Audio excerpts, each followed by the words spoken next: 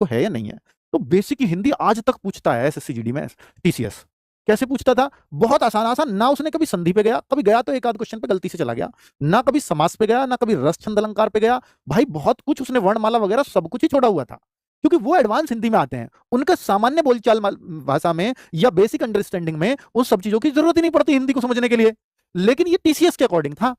भाई वो इस चीज को, इस लाइन को कैसे समझ सकते हैं? यहां सिलेबस तो डिफाइन नहीं है कि संधि समास नहीं आएगा।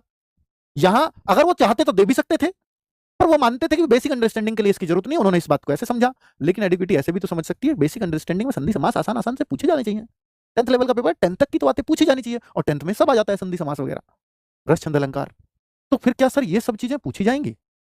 भाई इन सबको थोड़ा थोड़ा पढ़ना चाहिए आप लोगों को, क्योंकि पहली बार पेपर होगा। आगे तो हम इस बात से अंदाजा लगा लेंगे कि पिछली बार कैसे पूछा था, लेकिन अब पहली बार पूछने जा रहे हैं तो इस बात को वो नहीं देखेंगे कि पहले कैसा पूछा जाता रहा होगा, वो इस बात को पढ़ेंगे बस।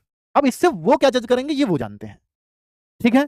तो इसलिए जो सबसे ज्यादा डबका है, सबसे ज्यादा डर है, तो वो हिंदी के सिलेबस को बदलने का है। थोड़ा बहुत क्वेश्चंस जरूर इर्द गिर्द देखने को मिल सकते हैं, पहले भी मिले हैं, टीसीएस ने भी किया है, एक एक दो दो क्वेश्चंस। अगर उन्होंने प्रीवियस अगर देखे तो वो कह देंगे कि हमने भी इसलिए पूछा, पहले भी टीसीएस पूछती रही है।